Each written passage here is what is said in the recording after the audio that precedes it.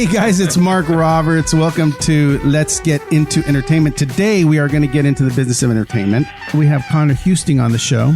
He's an actor. He's a musician. He's a creator. He's a filmmaker. He's also starring in Ashley Garcia, Genius in Love. And we're going to talk about all kinds of things. We're going to talk about music. We're going to talk about how he got started. We're going to talk about how he became an actor, a musician, and how he does it all. Conor Husting coming up next. So welcome to Let's Get Into Entertainment, the business of entertainment. That was good, Robert. Yeah, you like that? Well, first of all, I want to introduce Tuddy. Hungover today. 2000 Tuddy. 2000 Tuddy. I like that one. That's gonna. Well, no, that's fucked up because 2000 is a bad year. That's fucked up. Yeah, we got Dave on the ones and twos. Thanks for coming in. Thank you guys.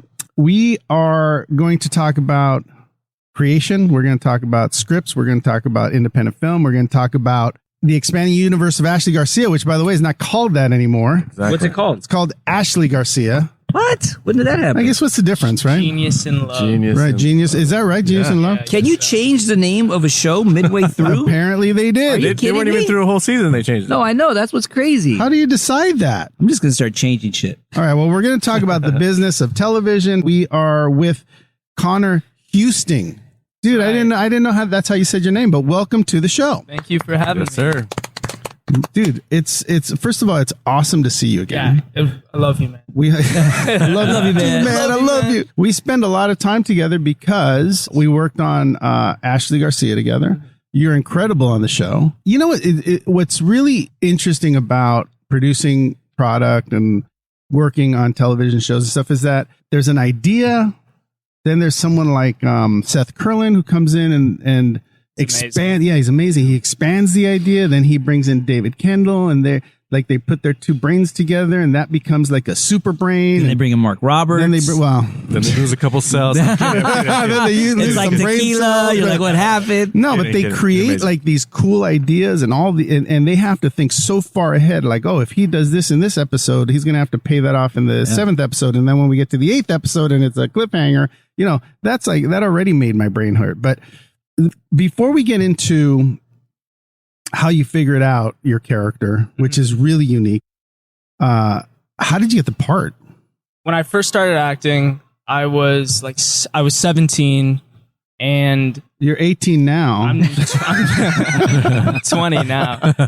Dick Roberts. I was 17, and I started auditioning. I got into it through a family friend who just said, "Hey." I met him for the first time. He said, "Hey, I'm a manager. Like, have you ever done acting?" I said, "No." And he said, "Well, can I put you out in auditions?" And I said, "Yeah, I'm not doing anything." Wait, time out. So no prior experience on stage or anything? I did plays. Okay, well, that's something. Yeah. All right. So there was a little bit of a fire. So your acting was like you were a tree in a play. Yeah.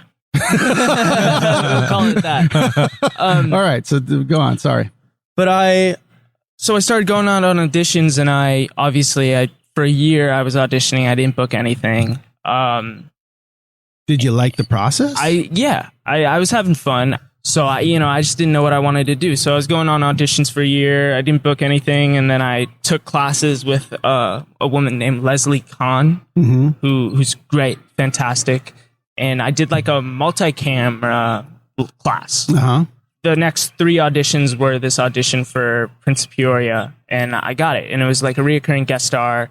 Robert Prince was working on it. Oh, wow. That's how he kind of got me. And Robert Prince, the genius executive, the genius child executive over at Netflix. No, he's been around for years and years, but people really do credit him as being a genius of multicam. He's great. Yeah, absolutely. So I did that, and then for another year, I didn't book anything else, and kind of my agreement to my parents was that I would give it a try for a year, and if it wasn't working out, I would just drop it. That sounds like a lot of successful actors. I've heard that one before. Yeah. And so, this next year after Prince of Peoria, I don't book anything. It's kind of time for me I'm missing my college years, so I started applying for colleges, and mentally I was checked out for acting. And then I got sent on this audition for Ashley Garcia. And I was so checked out. I did not read the lines. I was over it. So I went to the audition and I sat there and I read the lines and I read them like a single camera. You know, it wasn't. Wait, hang on time. So you're saying you went and they said, oh, Mr. Conor Husting, come right in. And you walked in and you hadn't looked. You weren't. Conor Husting. I had not Conor looked. Husting, Holmes. Husting. Is it Houston? Houston. Yeah. Husting. Oh, Husting. Yeah. Perdón, ese mexicano, perdón. Yeah. Come on. Wait, hang on. I don't want to get off topic. So you went and you were like, yeah, I'll do the casting thing. Just so my manager wouldn't, because you felt obligated. Yeah. You're like, I'll do it. So you go in there, you hadn't read it, you were reading right off of the paper. Yes, right off the paper. Oh my God. Okay, go. And I was doing it like a single cam, all serious. None of the goofiness was there. And I left. And I just figured that'd be the end of it. And then they called me back, memorized. You're like, what a waste of time. Yeah. So I went back and I did it again. Really, it was not a strong audition. It was still weak. Yeah, but you know what? One thing I know about you is that you're a little overcritical because I've seen you do amazing work and you come off and you go like, is that okay? Did you think that was all right? Yeah, I'm a bit cynical, but it really was not good. And so they couldn't find a character, someone to play Tad, and they had a meeting about it. And Robert Prince said, "Why don't you bring this kid Conor Husting in?" I said, "We have brought him in, and he's not very good." Right. And he said, "Bring him in one more time." Are you sure she said that? Yeah. I got the information from I'm gonna have the her casting director and everything. Oh, that's hilarious.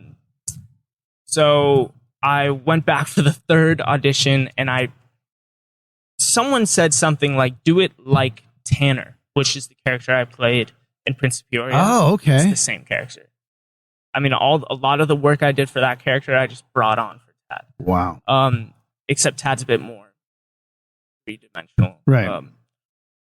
So I did someone said, do it like Tanner, and I did. And it was Robert Prince. Yeah. Probably, yeah. And it just clicked, and I was all over the walls, and I was goofy. And then I did the chemistry read, and I prepared for it. I felt like I took that part from the chemistry read. Yeah. I felt like I went in there and just nailed it. Yeah. So that's crazy. So you were sort of done with it. You had made a promise that you were going to move on with your life, do whatever was coming next. Yeah. And then you got probably the part of your life. Yeah. I mean, it's the best part I've had. Yeah. In my career. Yeah. I mean, it was amazing. Look, if what we're talking about, just to be clear, is we're talking about a series that's on Netflix. It's the second season drops on the 20th, which is July 20th, 2020. And, and it's doing incredibly well. It's, sort of a Mexican-American based idea, which I'm really proud of. So cool. Yeah, it's very cool. And Conor, you are Tad in the show and you're amazing in it. And you're just, you're part of a really cool ensemble. So, so that's exciting that's how you got the part. So then when you showed up, I mean, you guys had to kind of do this really fast. Did it feel? I mean, because there was a lot of scripts, right, in a very short period of time. I know that we started the season and there was some written, but things were sort of coming out at you. Yeah. It's not like you had a whole bunch of time to see the scripts, right? Mm-hmm. You'd get it every week and you'd start working on it. A week to do it. Were you comfortable with your character? Like, how long did it take for you to get 100% with that you felt comfortable with what you were doing? First episode, second episode? I think the first episode I was pretty comfortable. Yeah. I'd watched a lot of that 70s show and a lot of Friends because of Joey and Kelso. Right. I was trying to kind of. Now that you mention it, Joey, that's like a perfect example of how you pull that off. Yeah. I was just trying to find the goofy characters in all the shows, and I just felt good about it. And I'd done it in the other show. Yeah. So I felt pretty good about it. I knew what I was going to do with the character. Yeah, and you did a great job. What was Prince of Peoria? Multi-camera, yeah. It was? Yeah. You guys really pulled it off, and you were funny.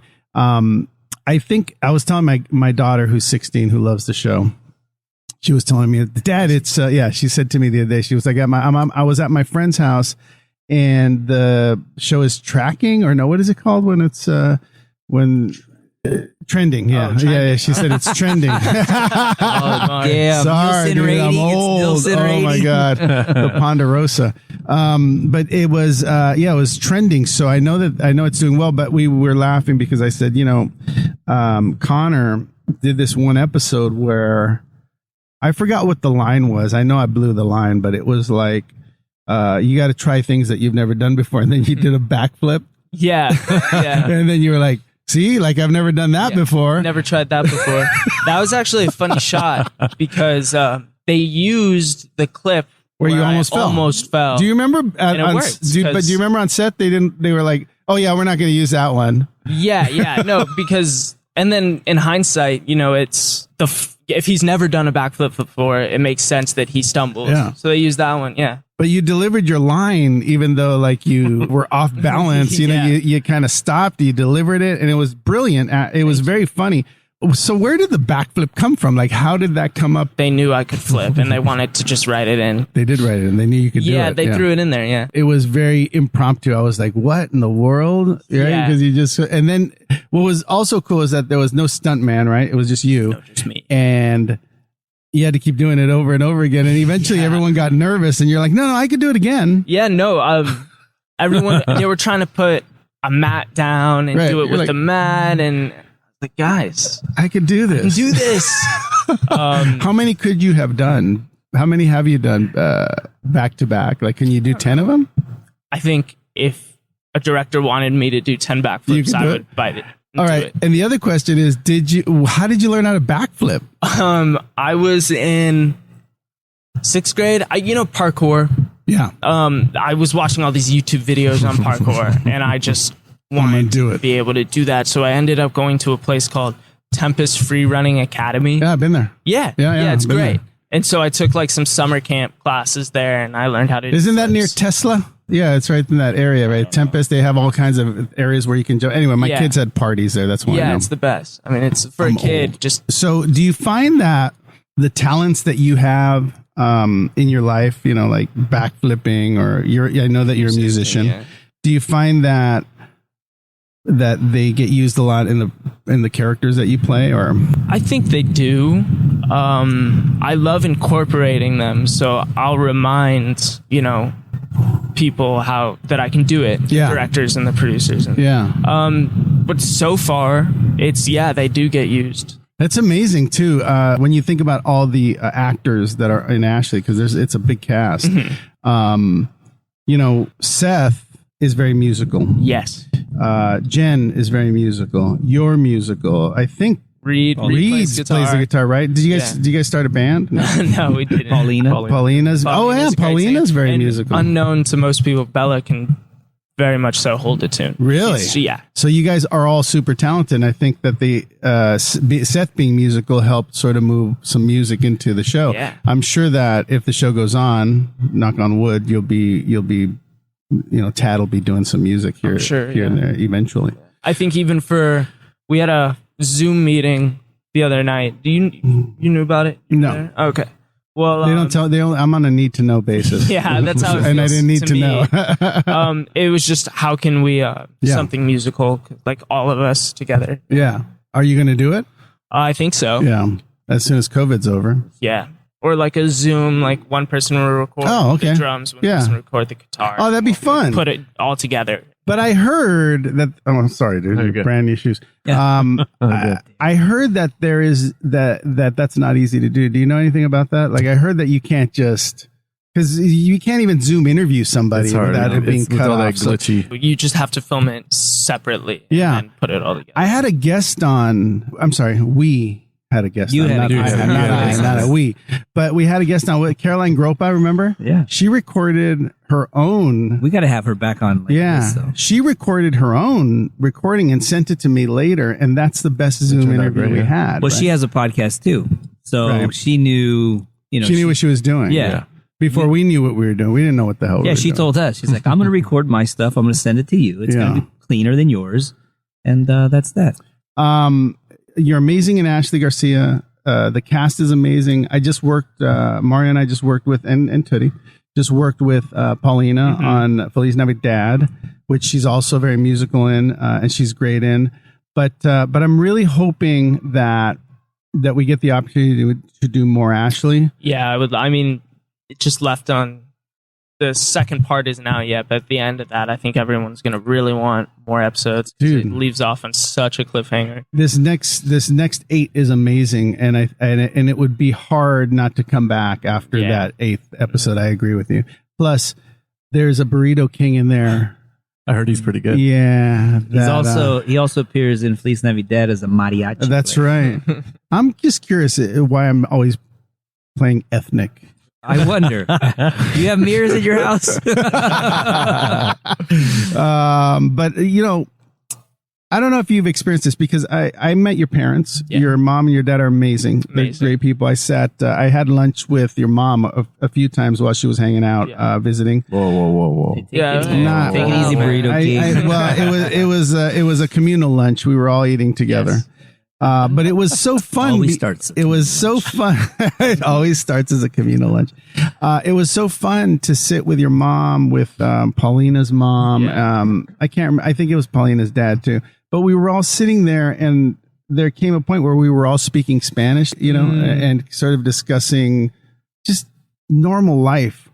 And I was born here. I was born in Los Angeles. My family are they're immigrants, but Mario and I and Tuddy and I and Davey and I, we always talk about how the blood running through our veins is very powerful, right? Yeah. So a lot of times cultural conversations or food, it makes you feel at home, and talking to your mom and having a conversation with Paulina's mom, Patty Chavez, I want to call her. It just makes you feel at home. Your mom is Latina. Yeah, she was born in Mexico. Right. And your dad is not. My dad is not. No. He was born in somewhere in Chicago. Yeah. You're a beautiful mix of both. Yes, I'm a hybrid. Yeah. Which is what, and it's what America's all about. Yeah. I mean, we talk about this a lot, especially as creators, as people that are involved in filmmaking and creating new ideas and scripts and stuff. People are starting to realize that, when you're born here, you are distinctly American, and you have all of these cultural things that you get from your mom, that you get from your dad, that you get from other people. And, I didn't speak Spanish when I was growing up. I feel a lot more, I'm older, I'm over 50, but I feel a lot, as I grew up, I got a lot more connected to who I was and what my roots were. And, hanging out with Mario, hanging out with Dave, hanging out with Tuddy made me feel, youthful player. Yeah, made me feel youthful, but also made me feel more connected, because these guys love using the vernacular that I grew up around. Yeah. And we're comfortable in that. And more so than I've ever been, because I've never said bitchin as much as I have since I've been around Roberts. Or vato. I've never said vato more than I have in the past 3 months. Well, hanging out, Jen, Carlos, and I have become really good friends. Yeah. I mean, we hang out pretty often. And his whole Don't tell him the story about I went against him. Oh, yeah. What a dick. His whole community is of friends is, they all speak Spanish. Yeah. And they all eat a lot of the same foods that I grew up with. And so it's cool because I don't speak Spanish. Right. And you don't? I know. I was going to say. And I need to learn because being around them has made me kind of like. That's how you're going to learn, though. You're going to learn by being around them. And also, if you ever decide that you really want to get into it, just go to Mexico. That's what I want. Hang out for 3-4 months. I want to go to Costa Rica. Yeah, or hang out there for 3-4 months and learn Spanish. Right. And you will, dude, because put in a situation like that where you have to speak every day to get your food, to get your money, to do whatever you're going to do. You end up figuring it out. That's kind of what happened to you, right? You went to That's Mexico. exactly what happened to me. I didn't speak at all. And then my mom dropped me off with some cousins in Mexico City, and I stayed there for an entire summer. I came back. And I was like, I was fluent. That's amazing. Well, because you don't forget, you've heard it. Yeah. And by the way, he said, when are we leaving? She said, you're not leaving. You're staying here. We're going to leave you here forever. But I ended up staying and I did. I learned a lot about my family. I learned a lot about who I was. I learned, I mean, I don't want to get super personal about it, but it became a turning point in my life because I realized how loved I was. Yeah. Because out here you're like, oh, I got your transplant family and that's all you got. Yeah. Right. When you go back, somewhere like that where someone knew my mom and they grew up with my mom in Mexico and they now see me and they love me as much as they, it's just a really weird cultural thing. Is a huge part. Of the culture. So I learned a lot and I changed. I came back going like, fuck, I'm loved, man. I'm handsome and people love me out here, And I came back here to LA and I was like, things aren't so bad. I've got an entire country that thinks I'm pretty cool. So I don't give a shit what you say. He's Los Angeles. Just not as handsome out here. Right. I was a little less. I was a little less handsome. But the attitude that I brought from Mexico changed everything. But it's really cool. Yeah, it is very cool. And and also my mom does not speak. She's been here for 60 years. She still can't speak perfect English. It's all broken. Yeah. But so I speak a lot of Spanish with her. I'm surprised you don't speak Spanish with your mom. My brother, they tried teaching my brother Spanish and English while he was growing up, my older brother, and he was falling behind in school. Right. And they wouldn't, pander to him learning two languages at once, so they kind of just stopped. Yeah, and you have to. I mean, look, you are as kids.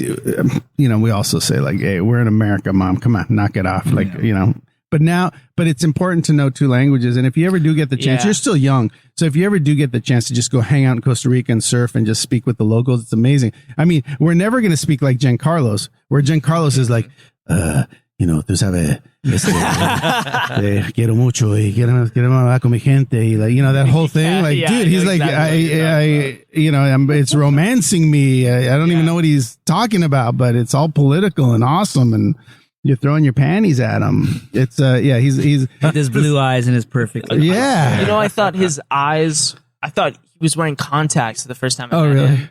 Lame ass wearing contacts. Yeah, with the perfect hair. Yeah, and it's a perfect delivery.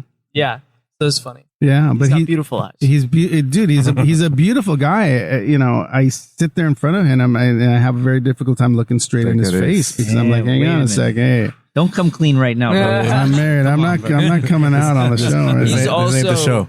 He's also one of the kindest, most generous guys I've ever met. We had him on the show. And I talked about that. I talked about how he brought all this love to everybody. I would see him on a daily basis and I would go to him. And if he was involved in a conversation, he would continue his conversation. And it didn't matter who he was talking to. He could be talking to like the craft service guy about whatever, about life. And he made that conversation really important to him. So I found that really cool. He didn't do that to Lopez, I guarantee it. Lopez came up and said, "Hey, come here. Hey, I got to talk to you. Can I talk to you for a second?" Right. Well, that's different because he's Lopez a force of nature. But no, he would, and I don't know that he would. I bet you Giancarlos would probably not end his conversation, but he would. But you're right. He's a beautiful soul. He loves people. He loves talking about just about anything you want to talk about under the sun, and he gives off all the love that you could possibly want, from a human being. He's not afraid of people like Tuddy. Tuddy's afraid of people. That's true. Tuddy's been bitten before. You've been bitten, so you're like that dog in the CNN commercial. My God. I'm afraid. I saw that heavy bag in your garage, Robert. Yeah, we put it up today. Yeah, we put it up today. Oh, really? Well, I'm not saying you can't beat me up. That's for sure. Take it easy. We're gonna start training. So let's move on because part of the reason people listen to the show is they get a lot of inspiration. Your story about starting acting is pretty amazing and cool because there's characters in TV shows and in movies that you're like, they're not all the same, right? Not all the characters are the same. It's nice to have somebody who's like the comedic sort of release, that's almost a cartoon type character, absolutely. I think of Tad as a cartoon. Yeah. Sure. And Tad is, what I love about Tad is that he's smart. He's handsome, right? He's popular.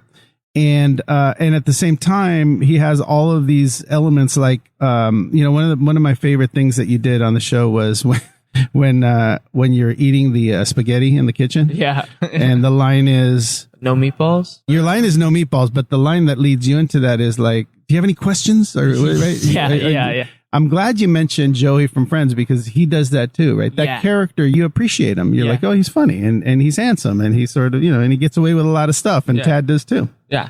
Appreciate you saying that. Were those like improvised or were they written or both? Just curious. Written. Yeah, written.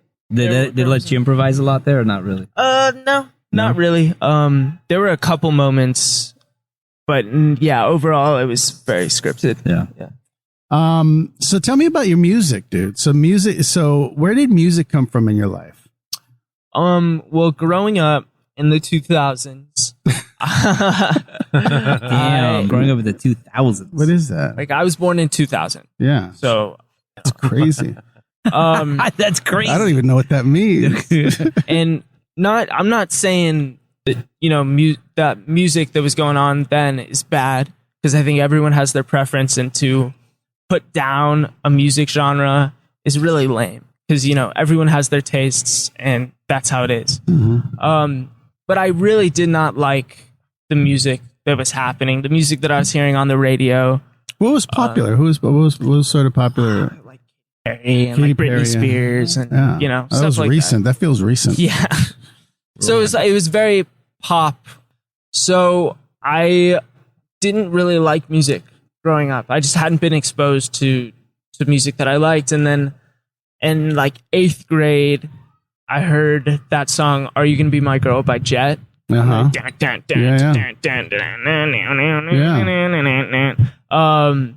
And I was like, whoa, what is that? I was whatever that is, I want it. So I went home and we had a guitar in the garage, and I went on YouTube and I learned how to play the song. And then from there I was kind of hooked, and I just... And you started playing music, the things that you liked. You realized there was new types of music out there. Yeah. Yeah, and then there's been a scene going on in LA and Chicago of kind of garage rock going on since like 2009. Yeah. Like with Ty Segall and all those kind of bands that started the resurgence. Is garage rock kind of like grunge? Is that kind of similar, like Nirvana? There are so many subgenres and genres. Garage rock, I think, to me, is just a couple friends making rock music in a garage. Right. It's just that sound of we don't know what we're doing. And are you in a band? Yeah. Yeah? Yeah. So when I was a freshman, when I was a sophomore, I started a band with my buddies, and it didn't last very long. And then kind of this recently, I started a band with my good friend Chase, and it's been fun. We started playing shows, and they were going really well, and then COVID happened. So it was just like... and you play with Giancarlo too, yeah, right? we're writing some music right now. See, dude, this business is all about being creative. Like when you have there was a time before 2000.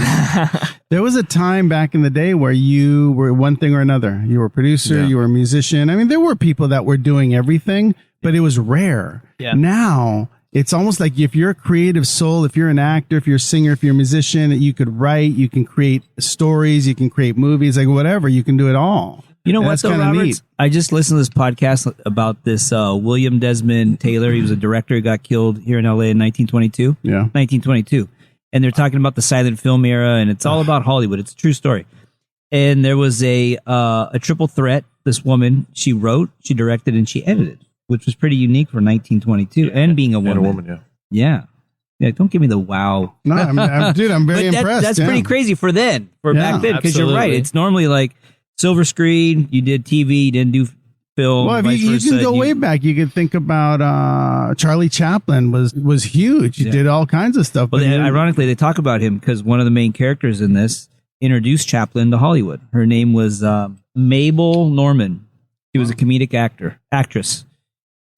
It's so crazy. It's so relevant to how drugs and corruption and everything. There were people that did it all, and there's just a lot more of it now. Now you can't. Now you're like, there's no constraints. You It's can not go out. surprising either. No, you can make music. You can Which is great, create stuff. It's amazing. So, dude, congratulations on all the stuff you're doing. Did COVID slow you down in terms of auditioning, or have you been doing this? Yeah, I mean, absolutely. Everything got shut down for a bit. I just started auditioning again. And we're doing self-tapes. Yeah. So we'll see. So it's opening up a bit. So yeah, it's starting to open up. All right, beer break.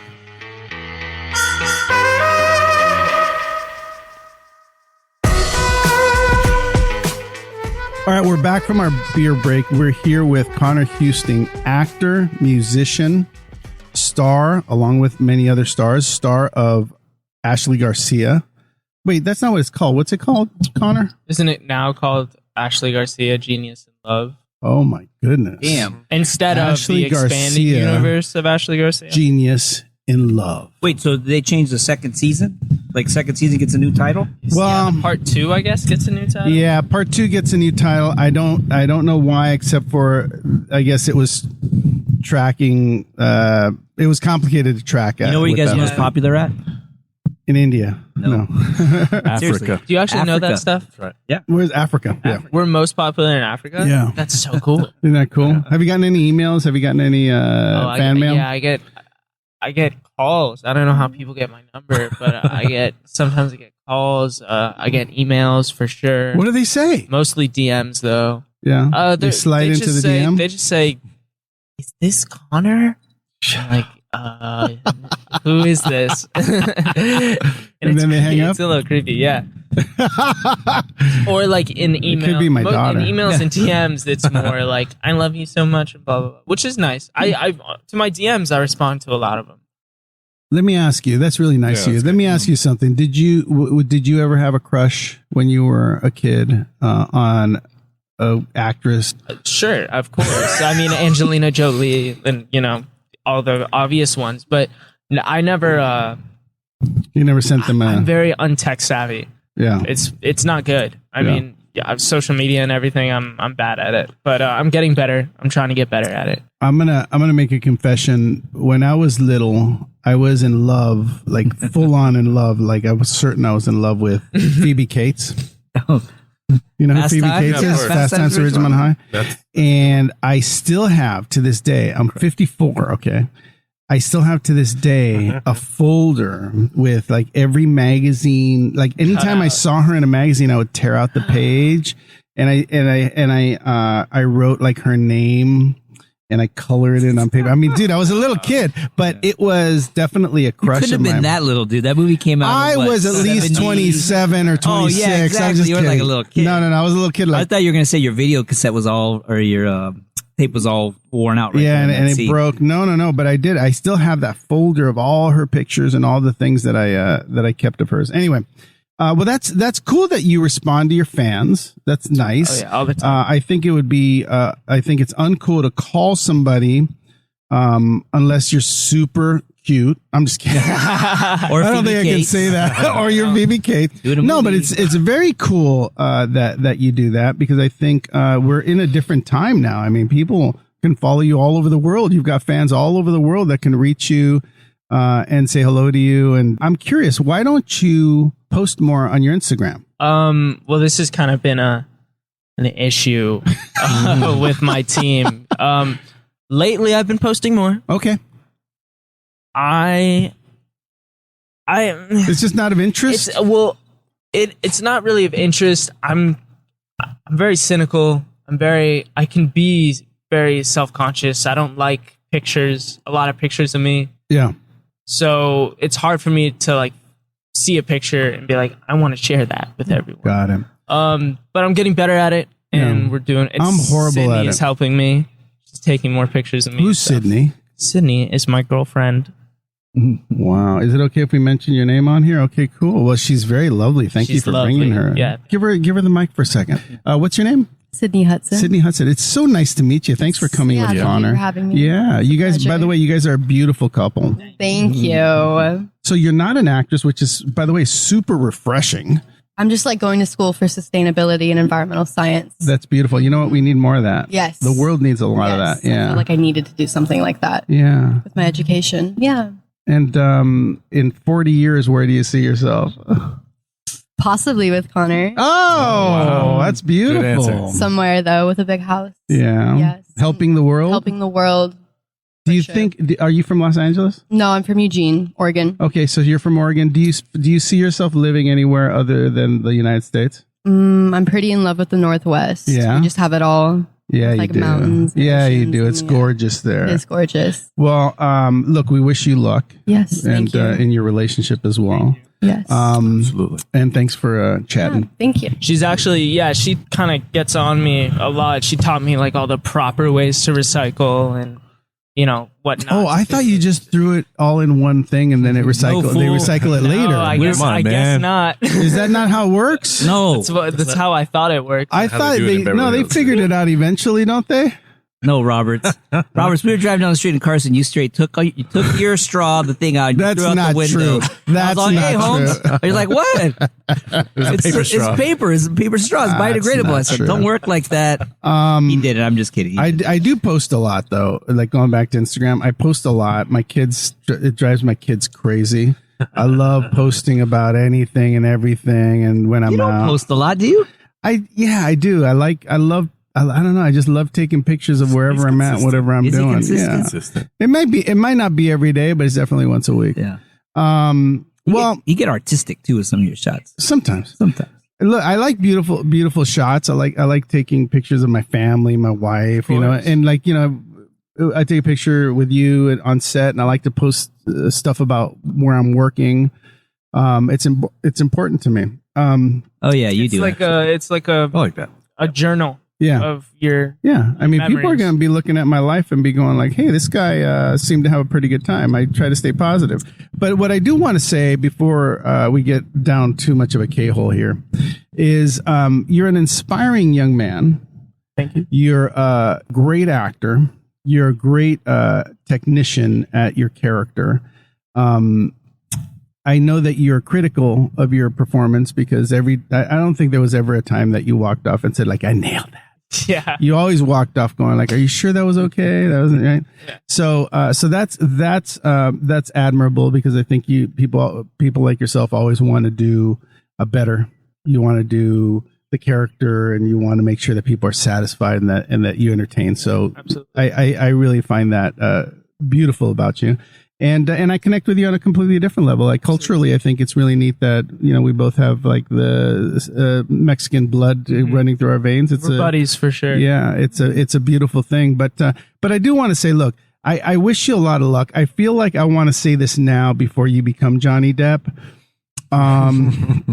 When you become a really big star and I call you to be in something, like, don't ask me a bunch of questions. And don't put a lawyer on me. Never. All right. So this is you're going to have to tell your people, this is between us. I'm doing this. Of course. Okay. Because It's for I've seen that for the love of the look crowd. before. Wait, what do you mean? Wait, what? what are you talking about? You're an attorney. I thought we were cool. Right. Wait, we had drinks the other That night. is so true.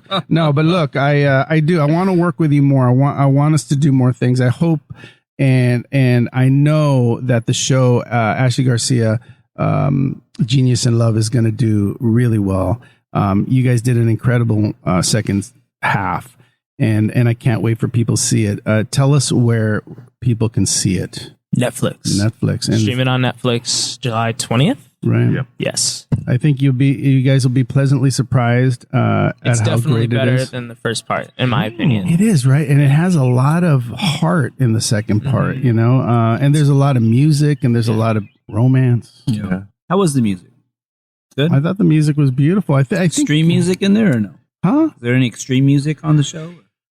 No, there's no extreme music on the show, and I'm glad you brought that up because I would have forgotten about Russ, and that's not a thing to don't forget forget about. about No. Russ. And I Can't want forget to about talk Russ. to you about this because I think you'll appreciate this. And I don't know if you know about this, but have you heard of a company called extrememusic.com? No, I was just about to ask. Okay, what good.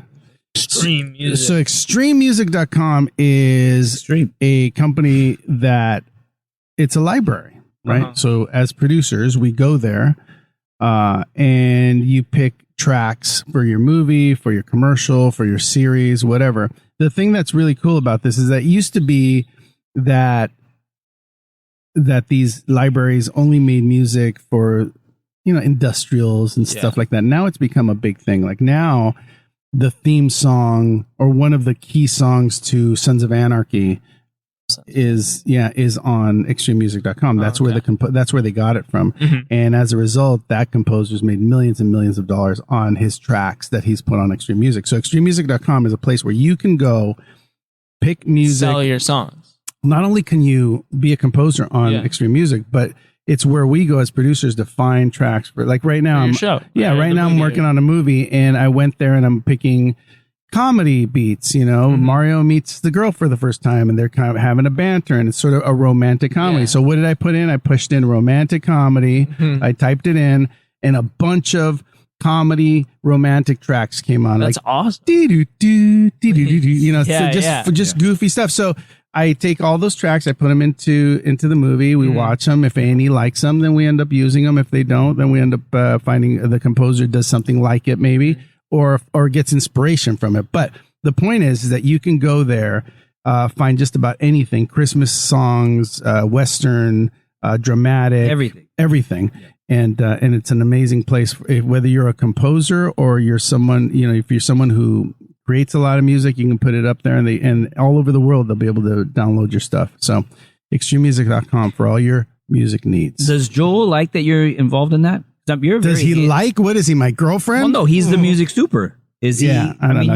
We were having a meeting the other day. But you're a hands-on producer like that, which is pretty dope. That's usually not the case. It's like Conor. Conor he's a creative that has a music background. Therefore, if he's producing a movie or a television show, you're probably going to be very involved with the music. Yeah, absolutely. I think about when I'm sitting down and I'm just thinking, I always think about songs that would go good for a movie like this or stuff like that. Yeah. But I'm going to use extrememusic.com now. Sounds great. Love it. There you go. I love that. Russ, there it is. Conor, do you know that Roberts is a classically trained pianist from East LA?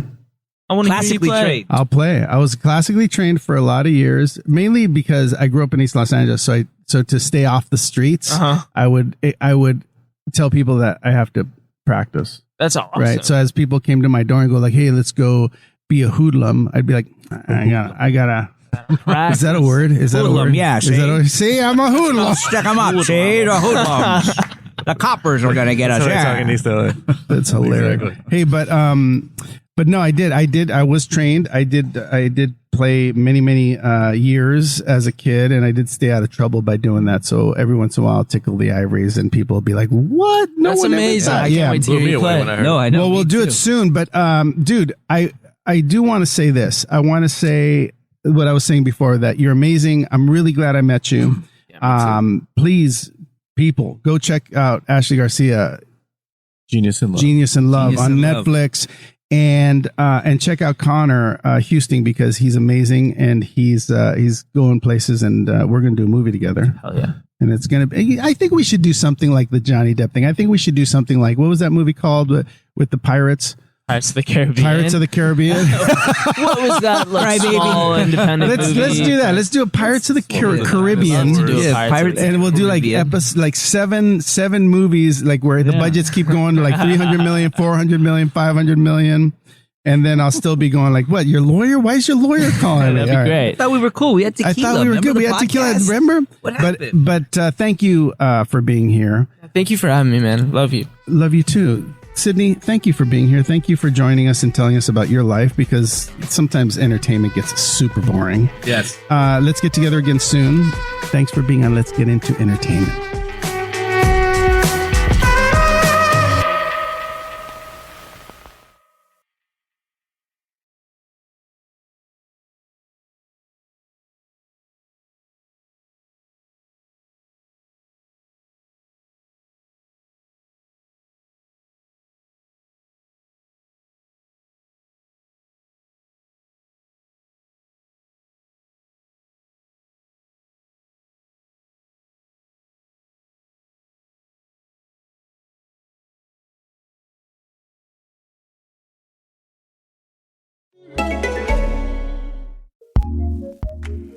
Acast powers the world's best podcasts.